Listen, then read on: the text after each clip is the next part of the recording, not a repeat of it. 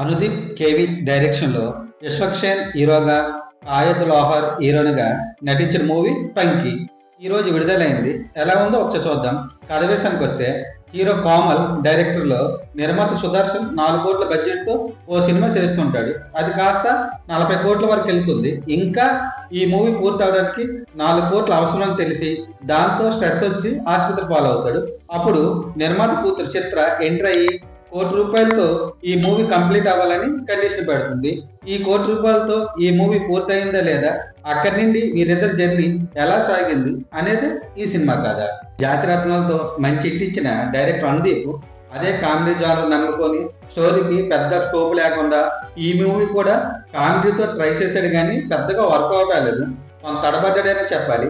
ఈ మధ్యకాలంలో సరైన హిట్ లేక సతమతం అవుతున్న హీరో యశ్వక్ కొత్తగా కామెడీ జానర్లో అయినా హిట్ ఇవ్వాలని అనుకున్నాడు, కానీ ఈసారి కూడా నిరాశ ఎదురైనలాగా ఉంది. డైరెక్టర్ కోమల పాత్రలో అయితే యశ్వక్ తన కామెడీ టైమింగ్తో అదరగొట్టాడు. అలానే హీరోని చిత్ర పాత్రలో కాయత్ లోహర్ కూడా తన యాక్టింగ్తో ఆకట్టుకుంది. ఈ movie first half shooting set నుండే కామెడీతో మొదలవుతుంది. అలా షూటింగ్ ఆగిపోవడం, మళ్ళీ షూటింగ్ మొదలవ్వడం, మధ్యలో villain episode, doctor episode, hero co director గ్యాంగ్తో అలా అక్కడక్కడ నవ్వించారు.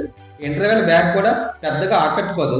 సెకండ్ హాఫ్ కూడా police SI episode, friends episode, heroine మధ్య కెమిస్ట్రీ, పెళ్లి ఎపిసోడ్, ఇలా ఇది కూడా ఫస్ట్ హాఫ్ లాగే అక్కడక్కడ వర్కౌట్ అయింది తప్ప పూర్తి స్థాయిలో వర్కౌట్ అవ్వలేదు.